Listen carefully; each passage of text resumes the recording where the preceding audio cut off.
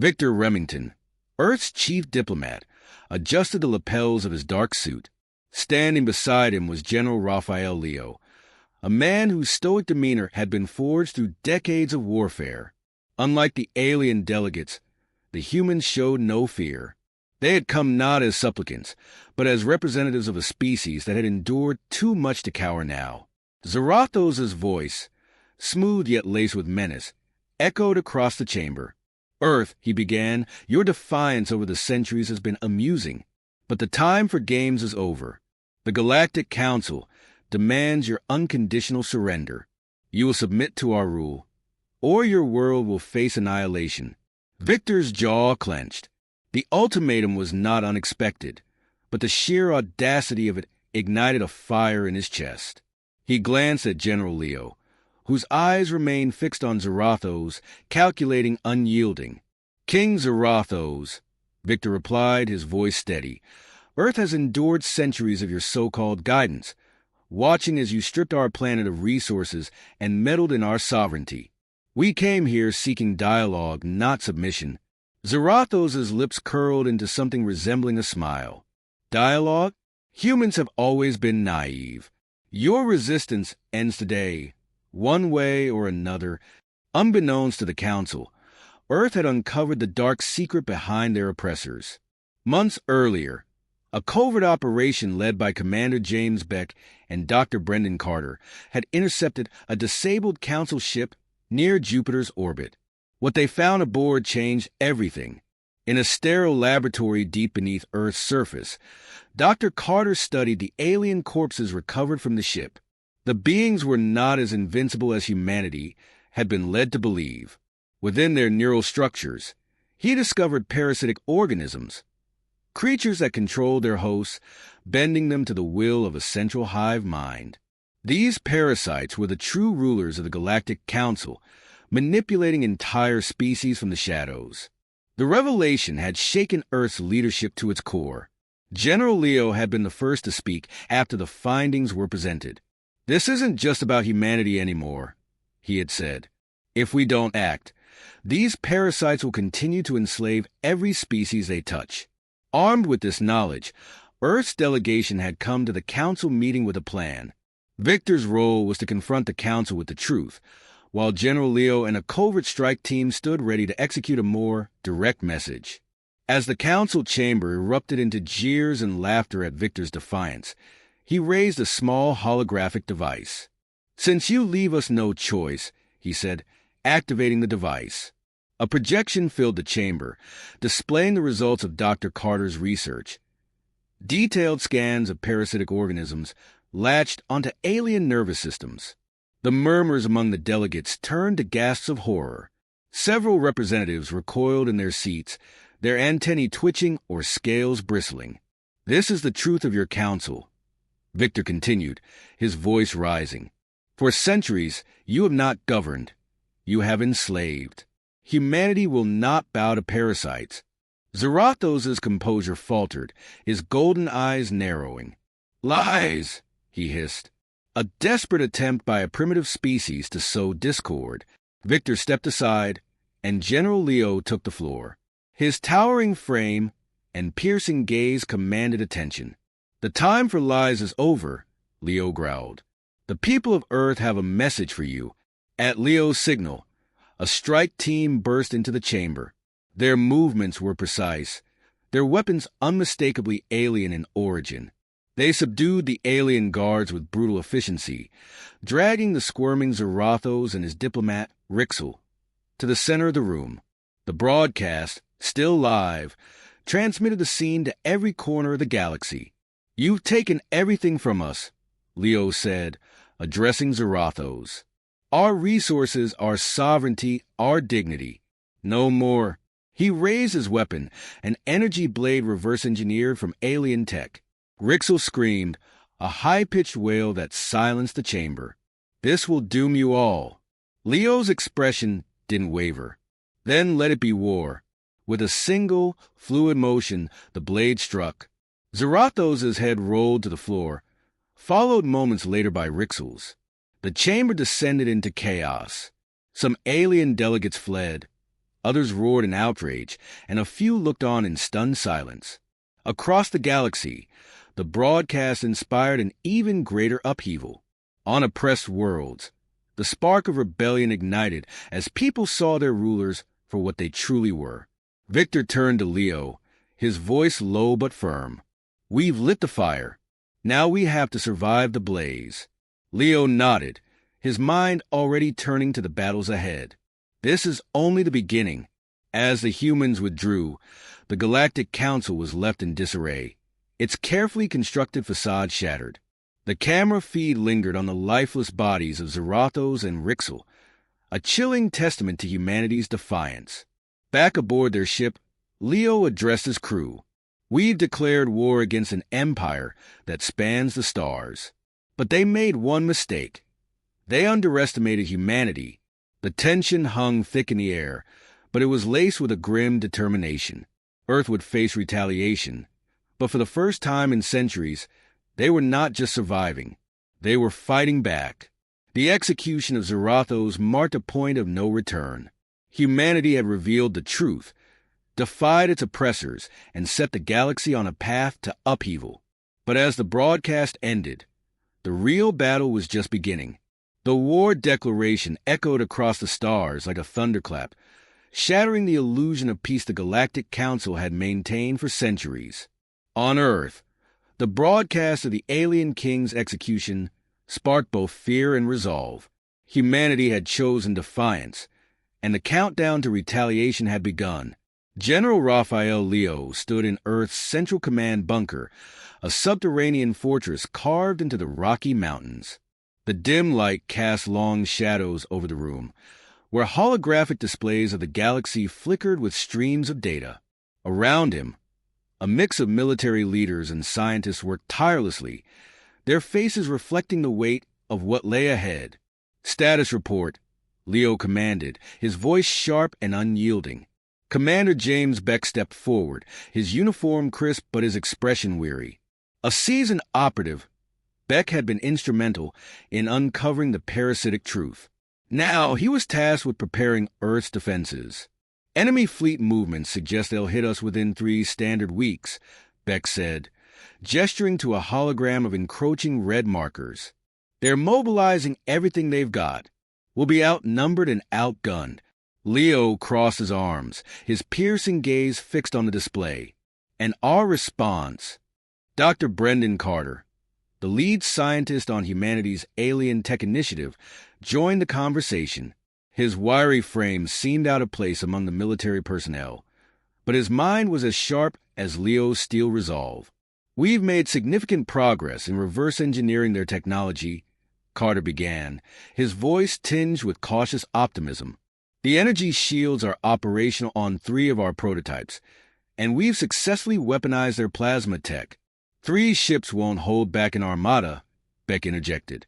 "They won't have to," Carter countered, a spark of defiance in his tone. "We're focusing on asymmetrical tactics, hit-and-run strikes, sabotage, and targeted attacks on their supply lines. If we can force them into a prolonged engagement, we stand a chance." While Earth scrambled to fortify its defenses, the repercussions of the broadcast rippled across the galaxy.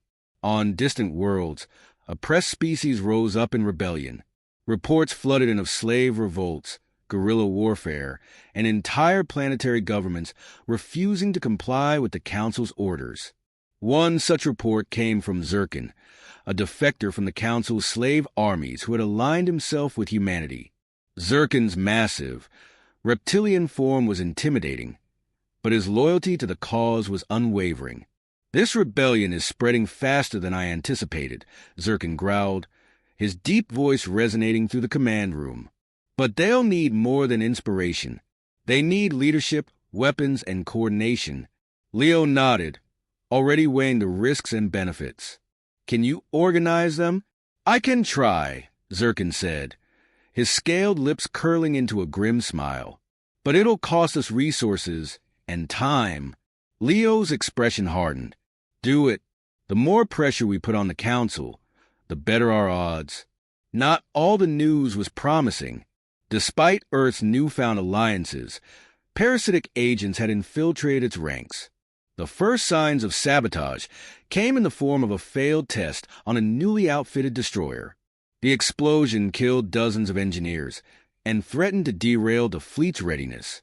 Commander Beck launched an immediate investigation, uncovering evidence of tampered systems. "They've got sleeper agents," he reported grimly. "We'll need to vet every member of our teams." This revelation forced Leo to tighten security protocols, creating tension among the ranks.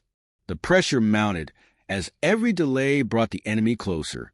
Despite the challenges, humanity pressed forward. In the cavernous hangars of the Lunar Forge, Earth's first fleet of starships was nearing completion. The flagship, christened Wrath, stood as a testament to human ingenuity. Its sleek design combined Earth's practical engineering with alien advancements, boasting energy shields, plasma cannons, and a propulsion system capable of outmaneuvering most Council ships. Leo and Beck toured the vessel, their boots echoing against the polished metal floors. "Impressive," Beck remarked, running a hand along the cold steel of a bulkhead. "It'll need to be," Leo replied. "This ship isn't just a weapon, it's a symbol. If it fails, we fail." In the ship's armory, soldiers prepared for the battles ahead. Among them was Private Ethan Remington, Victor's younger brother, whose fiery determination mirrored his siblings' diplomatic defiance. Ethan approached Leo, his youthful energy barely contained. "General," he said, snapping a crisp salute, "permission to speak freely?" "Granted," Leo replied. "I just want you to know," Ethan began, his voice steady, "we're ready for this. Whatever it takes. We won't let them win." Leo placed a hand on the young soldier's shoulder, his expression softening for a moment. "We'll all need that resolve, son. Keep it close." As the fleet's completion neared, Earth sent one final broadcast to the galaxy. Victor Remington, standing in the same chamber where Zarathos had fallen, addressed the oppressed peoples watching. "We are not conquerors," he declared, his voice wrath. "We are not here to replace one tyrant with another. Humanity stands for freedom, for every being in this galaxy. Join us, and together we will end this parasitic reign." The broadcast resonated far and wide, igniting hope and defiance in equal measure. But it also painted an even larger target on Earth. The final days before the Council's retaliation were a blur of activity. Soldiers said their goodbyes to families. Scientists worked through sleepless nights, and engineers double-checked every system. In a rare moment of quiet, Leo stood alone in the command bunker, gazing at the holographic map. The red markers of the Council's fleet loomed ever closer. He clenched his fists, the weight of leadership pressing heavily on his shoulders. Beck entered the room, breaking the silence. "The fleet's ready, sir." Leo turned, his expression a mix of determination and fatigue. "Then let's give them a fight they'll never forget." The scene shifted to Earth's fleet launching from hidden bases. Ships rose from beneath oceans, from within mountain ranges, and from orbital stations. Their engines roared as they ascended into the void, a testament to humanity's indomitable spirit. As the fleet disappeared into the vastness of space, the anticipation of what lay ahead hung heavy. Humanity was ready to strike first, knowing the cost of failure would be extinction. The war for freedom had begun, and Earth would not stand alone. The void of space was eerily silent as Earth's fleet approached the outskirts of the Andralis system, a critical supply hub for the Galactic Council.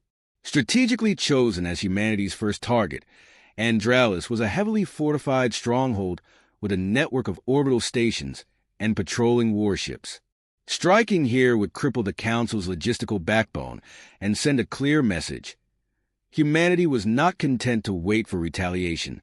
General Raphael Leo stood on the bridge of the Wrath, his sharp eyes scanning the holographic display. The ship's crew worked with practiced precision, their movements brisk but calm. They were well aware of the stakes. "Status update," Leo commanded, his voice steady despite the tension simmering in the air. Commander James Beck, now the fleet's tactical lead, gestured to the glowing map of the Andralis system. "We've got 5 major orbital stations, each heavily armed, plus a dozen patrol ships in the immediate vicinity. The main supply depot is planet-side, protected by energy shields and surface-to-orbit cannons. And their response time? Leo asked, leaning forward. Council reinforcements are stationed 2 systems over, Beck replied. If we move fast, we can hit them hard and pull out before they arrive. Leo nodded. Then we strike first. Commence the operation. The fleet emerged from hyperspace in perfect formation, their newly integrated energy shields shimmering against the light of the system's twin suns. The raft led the charge, flanked by 2 destroyers and a dozen smaller support ships. All units maintain radio silence, Leo ordered. We've got 1 shot at this. The ships glided into position, their weapon systems charging silently. The Andralis defense fleet remained unaware of the impending attack, their patrols routine and unhurried. In the armory, Private Ethan Remington donned his combat suit, his pulse quickening. This was his first major operation, and the weight of its importance pressed heavily on his shoulders. He exchanged a glance with Sergeant Caleb Voss, a grizzled veteran who had seen countless battles.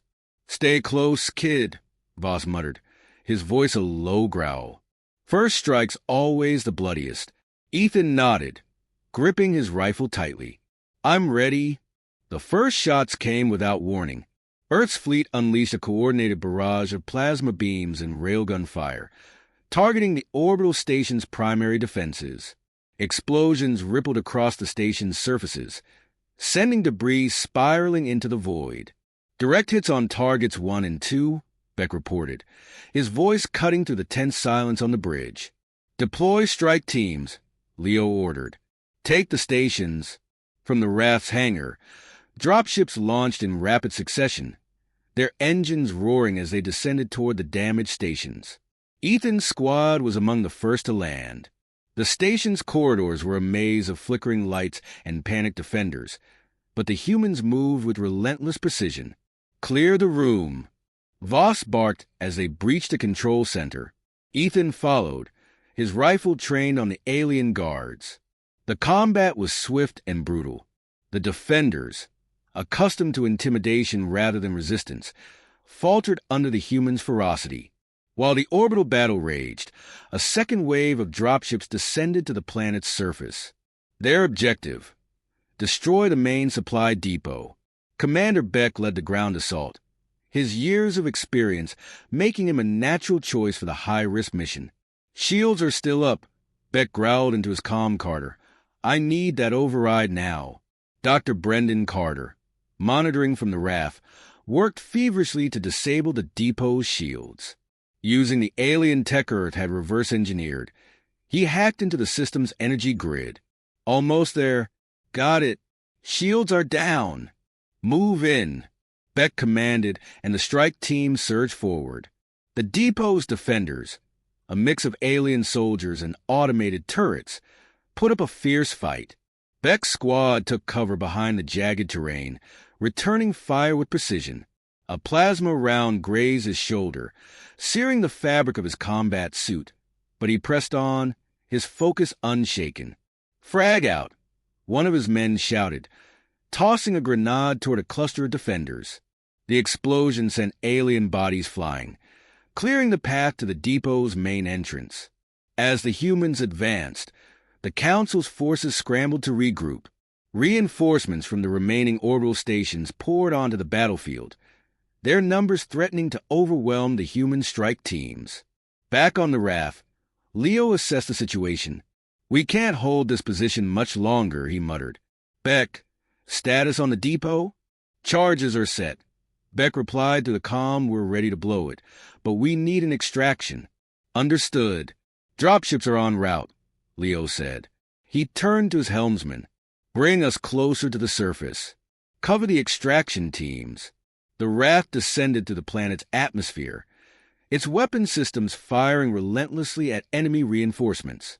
The sight of the massive ship striking fear into the Council's forces gave the humans the edge they needed. As the last of the strike teams boarded the dropships, Beck detonated the charges. A massive explosion tore through the depot, sending a plume of fire and smoke into the sky. The supply hub was obliterated, its destruction leaving the Council's fleet crippled. The humans' victory was hard-won, but the battle was far from over. As the fleet regrouped, sensors detected incoming Council reinforcements. The red markers on the holographic map multiplied rapidly, signaling the arrival of a massive enemy armada. "We've got incoming," Beck shouted as he returned to the Wrath's bridge. Leo didn't flinch. "Time to test those shields. All ships, prepare for evasive maneuvers." The enemy fleet emerged from hyperspace in a dazzling display of light, their sheer numbers dwarfing Earth's forces. The first volleys of plasma fire streaked through the void, colliding with the humans' energy shields. The Wrath shuddered under the impact, but the shields held. "Return fires," Leo barked. The fleet's weapons blazed to life once more, targeting the enemy's lead ships. The humans fought with everything they had, their resolve unshaken despite the odds. As the battle raged on, Leo's voice echoed through the comm channels. "Today, we showed them what humanity is capable of," he said. "No matter what comes next, we will not falter. This is only the beginning." The screen shifted to the aftermath of the depot's destruction, the planet's surface scarred by the ferocity of the battle. The Council's forces regrouped, their commanders stunned by the humans' audacity. In the depths of space, the war had only just begun, and humanity's defiance burned brighter than ever. The raft limped into the relative safety of a hidden asteroid field, its hull scorched and its crew exhausted. Humanity's first strike against the Galactic Council had dealt a devastating blow, but the cost had been steep. 3 escort ships lost, countless lives sacrificed, and the enemy was still bearing down on them with overwhelming force. General Raphael Leo stood at the center of the dimly lit bridge, his uniform marred with soot and blood. His steel-gray eyes flickered over the damage reports scrolling across the holographic display. Behind him, Commander James Beck approached, his normally unshakable demeanor strained. "We've lost communication with 2 outposts on the frontier," Beck said grimly. "The Council's retaliating. Hard." Leo clenched his fists. "They're trying to break us before we can regroup. But we're not broken. Not yet." He turned to Dr. Brendan Carter, who had been silently studying the fleet's salvaged alien technology. "Brendan, tell me you have something. Anything." Carter looked up, his face pale but determined. "We've made progress with the fusion tech we recovered. If we integrate it into our weapon systems, we could level the playing field. But what?" Leo demanded. "It's untested," Carter admitted, "and implementing it will take time we don't have." Leo exhaled sharply. "Time is a luxury we can't afford. Make it work, Doctor. Beck, prepare the fleet for the next engagement. We'll hit them where they least expect it." As Carter and his team raced to upgrade the fleet's weaponry, news of humanity's resistance spread like wildfire across the galaxy. Footage of the Earth delegation's bold defiance and the destruction of Andralis had reached the oppressed species under the Council's rule. On the bridge, Communications Officer Lieutenant Raul Ortiz turned to Leo. "Sir, we're receiving transmissions from several systems. Resistance cells are forming, and they're asking for our help." Leo's brow furrowed. "We're barely holding our own, Ortiz. We can't stretch our resources any thinner." "But, sir," Ortiz persisted, "if we don't support them, we're leaving them to be crushed. If they fall, we lose allies we desperately need." Beck stepped forward, his expression wrath. "If we inspire rebellion, we become the Council's worst nightmare. They can't fight a war on multiple fronts." Leo considered the implications. "Fine, send what we can spare. But our priority is survival. We can't liberate anyone if we're annihilated." 2 weeks later, the Wrath emerged from the asteroid field, its systems enhanced with Carter's untested fusion technology. The fleet had been repaired and rearmed, but the looming specter of defeat weighed heavily on everyone. Leo had chosen their next target, the Council's central communications array on the planet Quran V. Disrupt their coordination, Leo explained during the briefing, and we gained breathing room to rally our allies. The mission was perilous. Charon V was one of the most heavily guarded planets in the Council's territory. Its defenses designed to withstand an armada. But Leo's plan wasn't to wage a prolonged battle. It was to strike hard and fast, sowing chaos before retreating into the shadows. The fleet approached the planet under cover of its debris field, using its rings to mask their movements. The raft led the charge once more, its new weapon systems glowing with untested energy. As the human fleet emerged from cover, the Council's planetary defenses sprang to life. Plasma turrets and interceptor swarms filled the void, their sheer numbers threatening to overwhelm the attackers. "Hold formation!" Leo shouted. "Brendan, I need those weapons online now." On the engineering deck, Carter and his team worked frantically to stabilize the fusion cores. "We're almost there," Carter yelled, sparks flying around him. Just a few more seconds. The raft shook violently as enemy fire struck its shields. "We don't have a few seconds," Beck barked, gripping the edge of a console. Finally, the fusion systems activated, and the raft's main cannon fired. A brilliant beam of energy lanced through space, slicing through the planetary defenses with devastating precision. The enemy fleet reeled, their formations breaking under the onslaught. "Targets neutralized," Ortiz reported, his voice tinged with awe. "Deploy strike teams," Leo ordered. Dropships descended to Charon V, their hulls streaked with atmospheric fire. On the ground, human soldiers fought with unmatched ferocity, their newly upgraded weapons cutting through alien defenders. Ethan Remington, now a seasoned soldier, led his squad to the chaotic battlefield. "Move up," he shouted, his voice carrying over the din of battle. "We take that comm array, or we die trying." The team pushed forward, taking heavy fire, but refusing to falter. When they reached the array's control center, Ethan planted the charges himself, his hands steady despite the chaos around him. "Charges set," he called over the comm. "Get clear," Leo's voice replied. The soldiers retreated as the charges detonated, the explosion obliterating the array and sending a shockwave across the battlefield. With the Council's communications disrupted, their forces were thrown into disarray. Resistance movements across the galaxy seized the opportunity, launching coordinated strikes against their oppressors. On the raft's bridge, Ortiz reported the news with a rare smile. "Sir, the rebellions are spreading. The Council's losing control." Leo allowed himself a moment of satisfaction. "Good.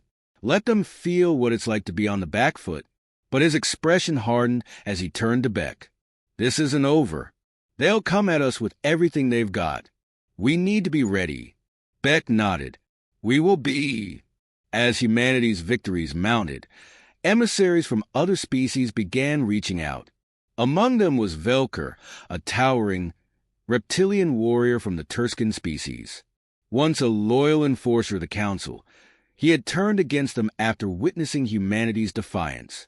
"You fight not just for your people, but for all who have suffered under the Council's rule," Velker said, bowing his massive head in respect. "The Turscans stand with you." Leo extended a hand. "Welcome to the fight, Velker. Together, we'll bring them down." The tides had shifted.